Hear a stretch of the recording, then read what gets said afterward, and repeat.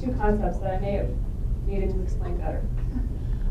Remember when we talk about edema in the lower extremities, we're truly talking about fluid that is not in the intravascular space. This is fluid that is literally leaked out, okay? It is leaked out, it is now sitting in the tissues, and it's not supposed to be sitting in the tissues, okay? And that's why, because it's hanging out there, we get that pitting edema, okay? So when we try to treat those patients, we're basically trying to do something to pull the fluid back into the intravascular space so we can then get it off the body. So when we talk about edema, it happens typically for one of two reasons. Either we have done it, we have purposefully made patients hypervolemic, which there are indications to do that, or the patient is not processing their own volume appropriately, either from a cardiac disease or renal disease or both, okay?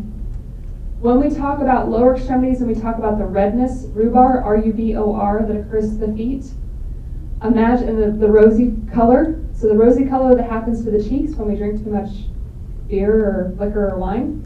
So that happens to the feet, and remember that is a gravity-dependent issue.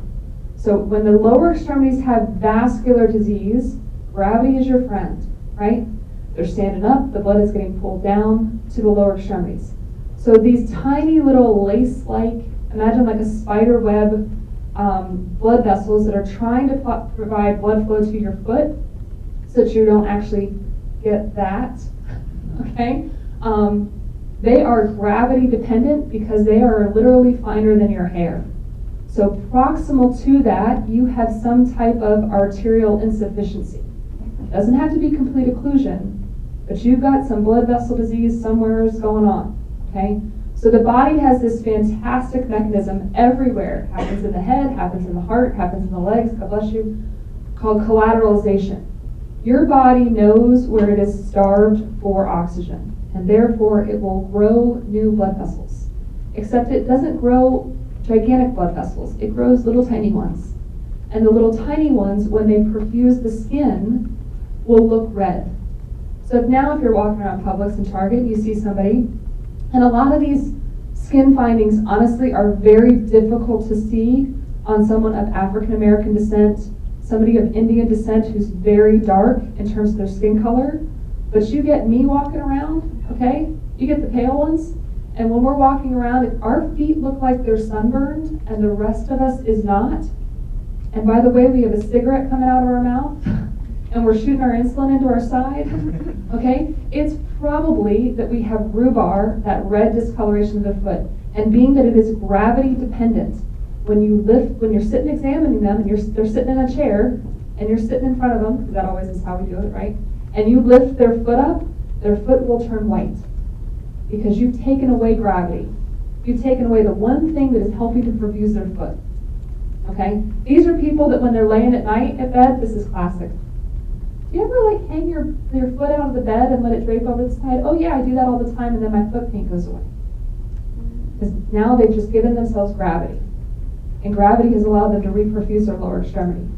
Okay? It's also the people who have decided now to start sleeping in a recliner. And they just don't push it back as far.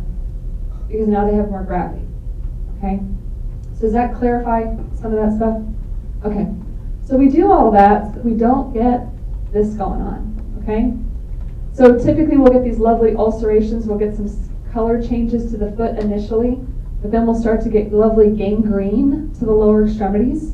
And basically once we have gangrene and it's initially wet, it's kind of moist, and then it becomes dry. I know this sounds really disgusting, but happy Monday, we just literally break the toes off. Oh. I know, it's fun. It's a good day. It's a fun day in the OR right there. You basically can just snap the toes off. And it's really not that painful because why? They have no nerve fibers, okay? They've not only shot their vascular supply, they've killed their nerve innervation as well. So typically when we talk about gangrenous issues, they can be either from a venous disease, but typically when we talk about venous stasis ulcers, they happen a little bit more so, this person had a leg, okay? Medial aspect, right along the medial malleolus. Almost always where venous stasis ulcers happen. Whereas when we talk about arterial issues, they're talking about typically the foot, okay? because you're talking the smallest of the smallest blood vessels not getting arterial flow.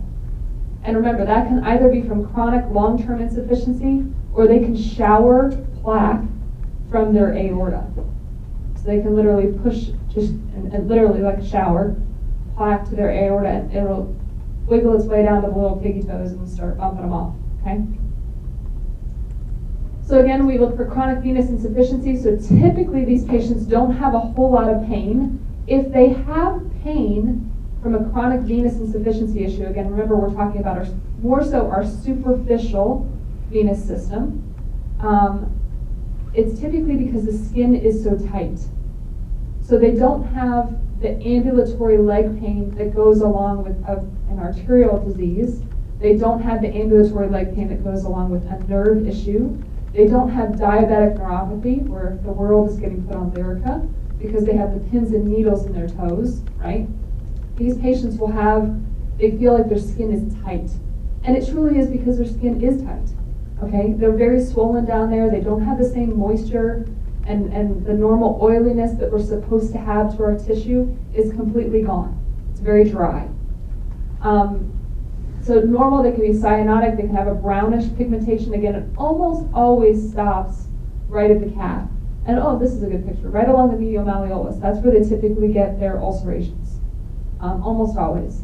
Typically a normal temp because their arterial flow is fine, okay? If their legs are cold and they have venous stasis disease, they not only have venous stasis disease, they have peripheral artery disease as well. So they now have two diagnoses. Okay? But truly just venous issues, their temp should be normal.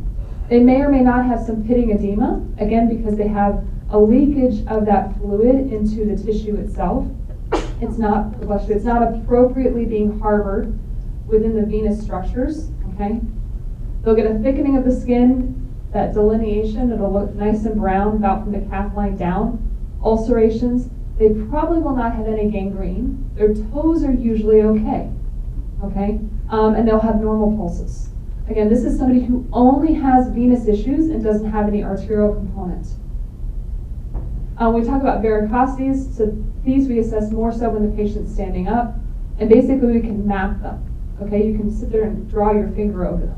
Typically they occur a little bit more so below the knee, and even more so below the ankle, below the calf muscle. We can get them in the upper extremities. But typically they'll have that bulbous nature to them.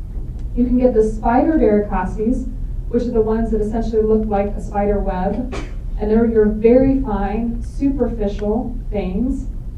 But when we start to get the bulging veins, these are still typically your superficial system, but they are a little bit larger veins, okay? But you'll see the classic bulging, and you basically look at them and you feel like they look like a bunch of bubble wrap. Right? You feel like you could push on them. But they're basically harboring too much venous blood within that vein. And basically the valve is not functioning properly. So the valve doesn't snap shut to occlude backflow of blood. And so until it gets down to a valve that is functional, it basically travels back south. Okay? But unfortunately, you put so much pressure on the valve that's now working that eventually becomes incompetent as well, and the blood goes even further down, okay?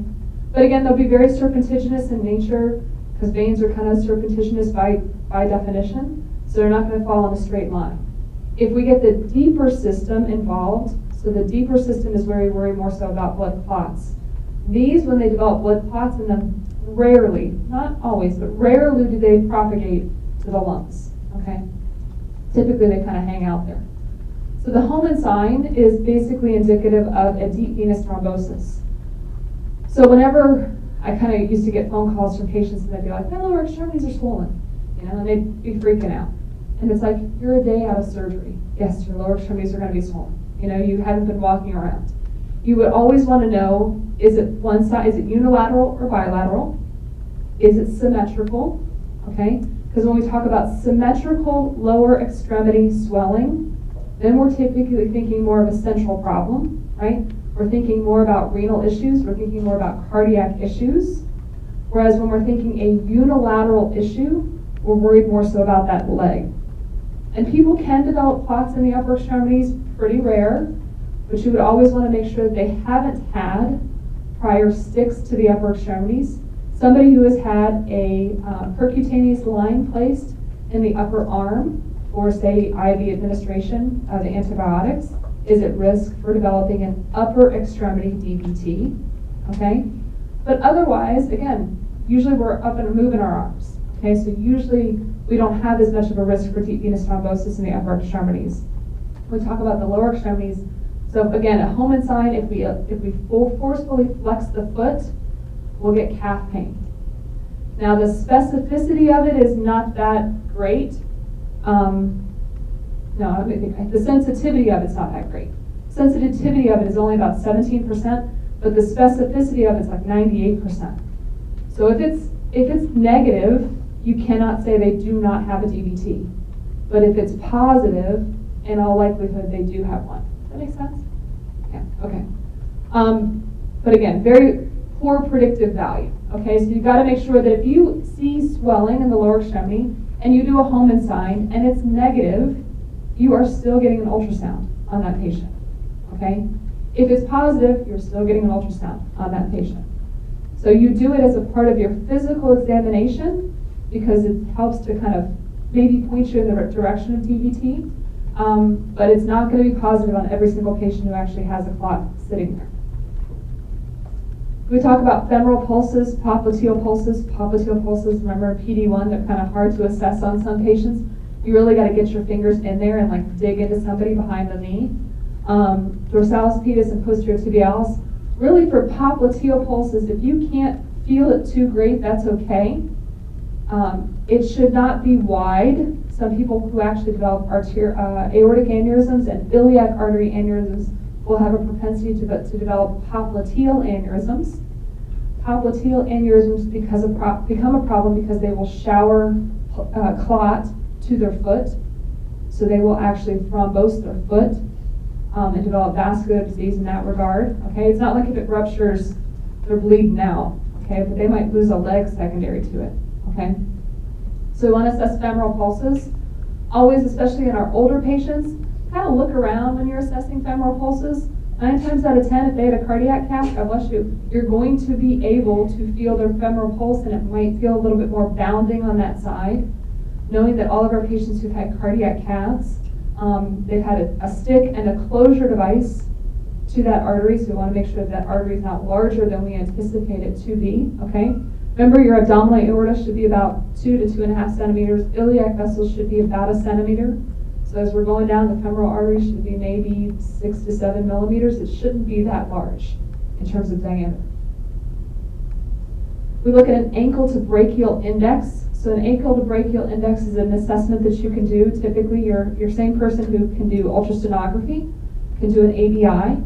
So an ABI basically looks at, I always describe it to my patients as how much blood flow is getting from your aorta to your pinky toes, okay? And it should be about 100%. And believe it or not, if you have very bounding, kind of an overcompensated arterial system, sometimes the numbers will register over 1.0. But anything less than 0.9 is starting to be abnormal, okay? So when we start to have less than 90% of the blood flow making it from the aorta down to our pinky toes, we have some type of vascular disease. It's probably very, very mild. But you'll get patients who come in, and typically are patients who do have that rhubar to the lower extremities. If you were to get an ABI on them, first of all, you can't even find a dorsalis pedis pulse. It might be around there somewhere, but you're looking for an ultrasound machine so you can actually Doppler a pulse on these patients. But you get an ABI on them, and it's 0.09. Yes. I've actually had one lady, and she had 0. And I said, you need surgery. She said, I don't want it. I said, all right. Probably aren't going to live that long. She didn't live that long. Okay? People can't live without arterial blood flow to their legs. Why? Because if they don't have arterial blood flow to their legs, they don't have arterial blood flow going everywhere else either. Okay? But again, remember, it's indicative of what's going on systemically. So in ABI, you'll see a lot of vascular surgeons who will do this, and it's a good way to monitor patients over. It's good and it's cheap. And it's a good way to monitor patients over time to see the progression of their pathology. So if you've got the patient who's a smoker, then you tell them, well, stop smoking, start walking, and they can usually develop adequate collateral circulation that over time they can at least halt the progression of their disease, if not actually improve their ABI reading a little bit. Okay.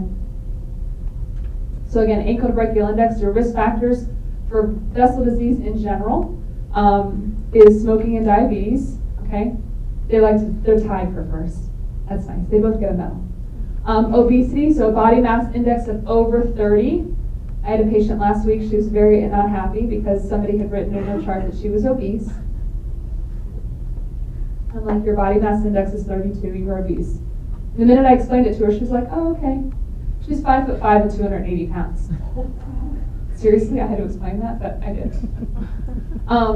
Hypertension, so anything over 140/90 puts you at risk. Cholesterol, total cholesterol over 240. I kind of always hate blood pressure issues because I think as you get older, kind of having a blood pressure a little bit higher is usually a hallmark that you've actually survived. Okay, you're actually perfusing your kidneys, which is good.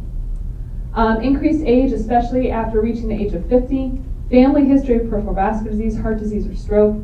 High homocysteine levels. So homocysteine has been this new laboratory finding that has come about, say, in the last maybe 10 years. Not that long. We never kind of had a test for it, so we didn't even really know it was out there. So now that we have a lab test for it, we're doing all sorts of research on it. Homocysteine levels at 1.5, the normal range or higher, actually double your risk for stroke.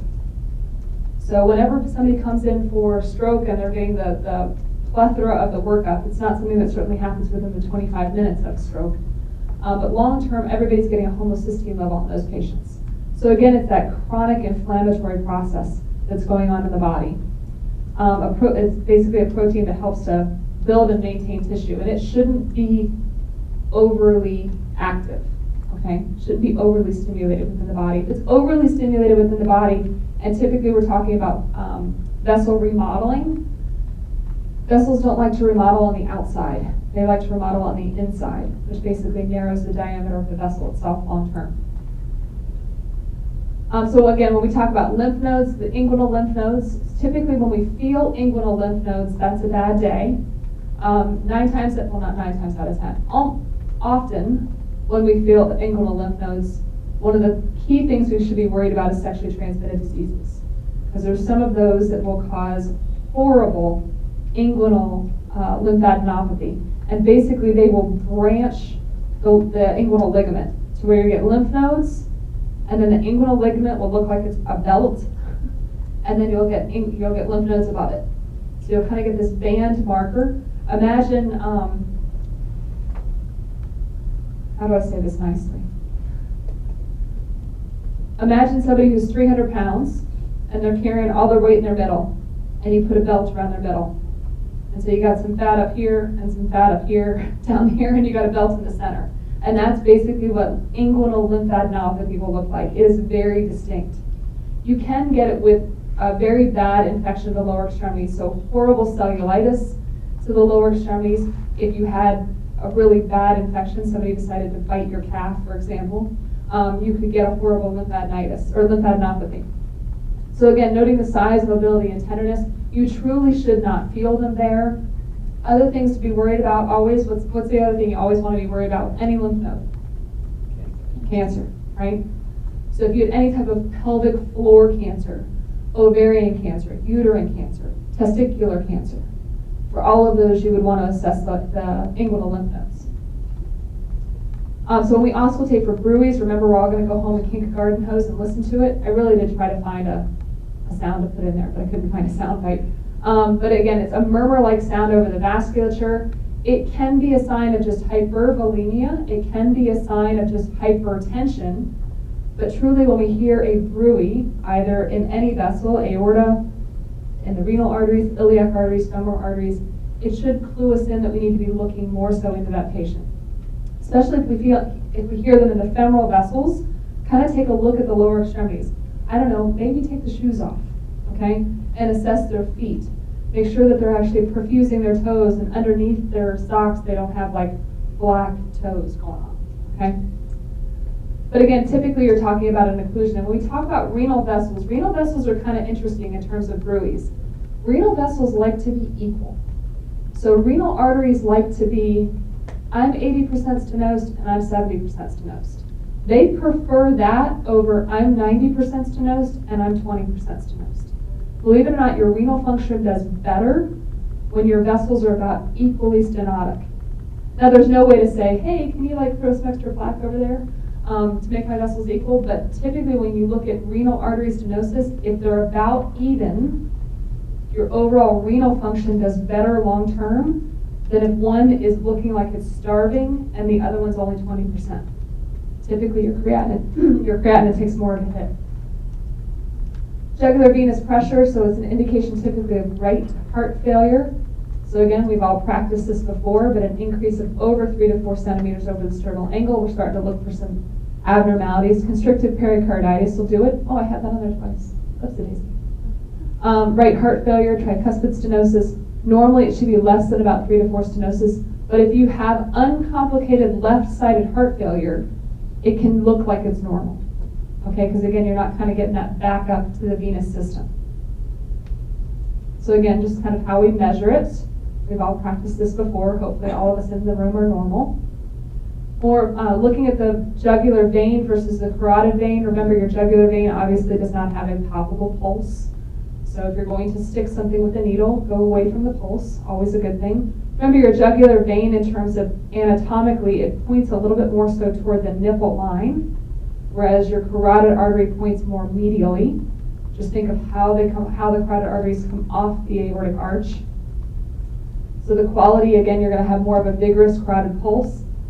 A quarter of all blood volume is going to go up to your carotid arteries, not go up to your brain. So it's a huge amount of volume that's going up there, which is typically why you'll hear a little bit of a softer bruit there, even if you don't have clinically significant stenosis there, okay? Inspiration, we're going to have no effect with sitting up inspiration, Valsalva maneuver to the carotid pulse. Again, we're going to have decreased height with inspiration and sitting up, and Valsalva maneuver, we're actually going to maintain a little bit more so in that venous system, so we're going to have increased height with the Valsalva maneuver. When we get a hepatojugular reflex, so if we actually push on the liver itself, we can see the jugular venous distension a little bit more prominently in most patients. Can be very normal. Has to be done obviously properly because you don't want to overshoot it for some patient. Again, always that transient increase is going to be normal, but you have them breathe normally through their mouth, hold pressure over the liver up underneath, just as you would hook the liver for about 10 seconds, and you're basically going to look for further distension of the jugular venous vein, okay, of the jugular vein, I should say. All right, so changes that normally happen with age. Remember that kids and adolescents typically have more prominent lymph nodes. So if mom comes in with a 5-year-old who's, oh my God, his neck is swollen. Kids like to swell their lymph nodes a little bit more so than adults. And they typically are more prominent just in general than adults. When we age, our skin's going to get a little bit thinner and a little bit drier. Unfortunately, our patients who are in their 70s and 80s have that very friable skin texture to where basically they could bump up against a couch and it would tear their skin. Okay, so you have to look at that in terms of assessment. Their hair becomes more scant, but they should still have some hair. So if it's looking like it's in a pattern that it's missing, then you're talking more so about vessel disease. Okay, even when we talk about even any hair anywhere in the body, you look at the chest on men, you look at the back, you look at the genitalia, they're going to get less hair growth in that area. That is vascular disease. Okay, it is small vascular disease. It doesn't necessarily have to have any sequela for the patient, but that's why they're losing hair there. And their nails are going to grow even slower. Okay, remember nails grow inherently slow to begin with. They typically take a couple months to years to grow back if they've been pulled out, but they grow even slower as we age. So we talk about proper documentation, and we're talking about lower and upper extremities. So this is essentially a normal patient. So no cyanosis, rubor, or pallor, no visible atrophy or thickened skin, ulcerations, edema, cap refills less than 2 seconds, warm to touch, no varicosities. We can document their pulses.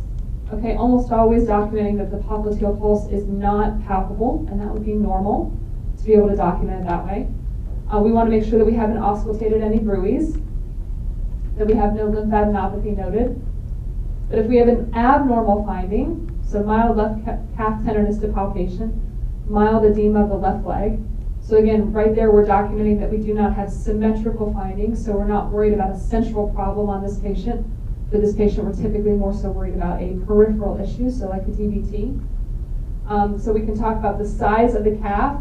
Always, if you're worried about one leg being significantly larger, so you can see that with DVT, you can also do that with somebody who has really bad cellulitis. You can actually measure the circumference of the extremity. And that's another way to note, aside from the outline that you would draw on them, that the cellulitis is starting to resolve over time, is because it's starting to return to the normal size of the other leg or the other arm. Okay. No varicosities, hair growth is noted on the toes and the dorsum of the foot. All decreased hair, I should say. Always important, because really they're going to lose the toes and the dorsum of the foot first, and then they're going to start to lose it up the shin and up the calf. And then we're documenting pulses. So no popliteal pulse is present, but our PT on the right, is only +1. So we know we have diminished arterial flow, but even for this patient, we're not only worried about arterial issues, but also venous issues. We talk about a cardiac exam, so PMI, fifth intercostal space. So this is for your ALF next week, kind of be thinking about this. Left midclavicular line, this is essentially normal. No venous extension noted, no heaves, lifts. S1, S2 is auscultated. No murmurs, rubs, or gallops. You would always want to note that. No S3 or S4. That's another way of essentially documenting a normal. You could put in there the heart rate, although typically your heart rate is going to be documented up in your vitals. So you usually don't have to reinsert that into your cardiac exam, always wanting to avoid redundancy throughout your exam. I always loved it when I looked at like a history of present illness, and then I would read somebody's review of systems, and the review of systems said, no nausea, vomiting, or diarrhea. And then you went up to the chief complaint, nausea and vomiting. Yeah. And you're like, yeah, that was a template. And you just threw that bad boy in there and didn't even read it. When we talk about abnormal, so the PMI is at the sixth intercostal space, so a little bit lower than we would anticipate. So automatically we're worried about hypertrophy of the heart, a little bit of maybe cardiomegaly of the heart. Anterior axillary line, no lifts or heaves, S1, S2. We've got a 3 and 4. We've got a holosystolic murmur. Ooh, this person needs an echo. We've got a jugular venous pulse is 5 centimeters above the left sternal angle, so this person has lots of stuff going on. All right, so a question. Patient seeing complaints of sore on his left lower extremity, doesn't seem to be getting better. Based on the clinical findings, you suspect venous insufficiency. Which of the clinical findings would suggest this is the problem? So is he going to have leg discomfort? Is he going to have hyperpigmentation, ulcerations to the medial side of the ankle? Affected leg feels warm to the touch. All the above, right? And again, their discomfort, and they truly will describe discomfort, not pain, is because their leg is stretched, like their tissue feels tight. Okay? Imagine kind of putting on tight clothing and you just feel uncomfortable in it. Yes? It's worse when their legs are down. If they elevate their legs because they're kind of helping their venous return, their tightness gets a little bit better. So this is a person that prefers to be in a recliner all the time. So venous, they love to be in a recliner.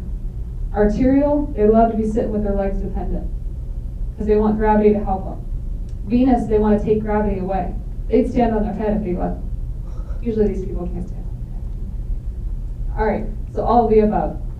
When we talk about a patient seeing complaints of severe pain in the right foot, you have an arterial insufficiency.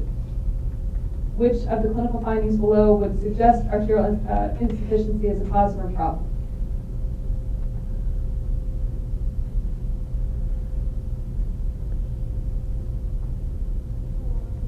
Right, so pallor of the foot. So again, that rhubarb.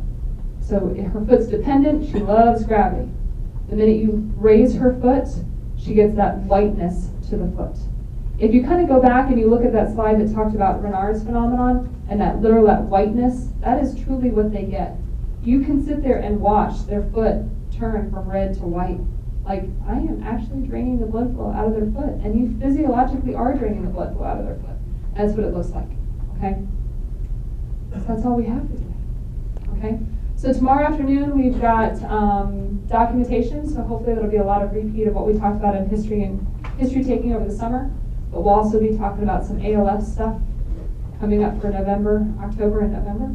And I will get a map as well as directions up to the ALF for next week. And then we have OSCEs tomorrow morning. Okay. Yes. You were a business professional and scrubs with ALF, yeah, ALF dress nice with white coats. with white coats. ALF is business attire with white coats. We need to bring those Do you need to bring your stethoscope? Just our stethoscope. Bring your stuff. As long as one person has their bag, so now that you kind of know what your groups are, you can delineate one person to kind of bring the otoscope. You don't all have to carry your bag. You should all bring your own stuff though. Because, probably the person's not going to want their ears looked in 5 times. I mean, I wouldn't want mine looked in 5 times. Any other questions? For Medi, when we do Medi on the 16th, you will just need your stethoscopes. But those are in smaller groups of 3. Yes, Sam? The ALF, is that the Millennium House? Millennium House, yeah. Okay, I do know that sometimes Google Maps, just for because they were going next week, it's really weird sometimes, but it's in the same plaza as LA Fitness in Medina. Okay. So if you just Google LA Fitness, it'll be a lot easier than Googling ALF, Millennium House. Yeah. And I'll get we don't start till 8:30 because they kind of like to get the residents up and moving. And remember, these typically are demented patients, so just, you only have to be there for an hour. Come with your patients fully packed on that day. Make sure that you're not tired. These patients are allowing us to poke and prod them for hours on end. So. All right, guys. Thank you. Have a good day. Thank you. Yeah.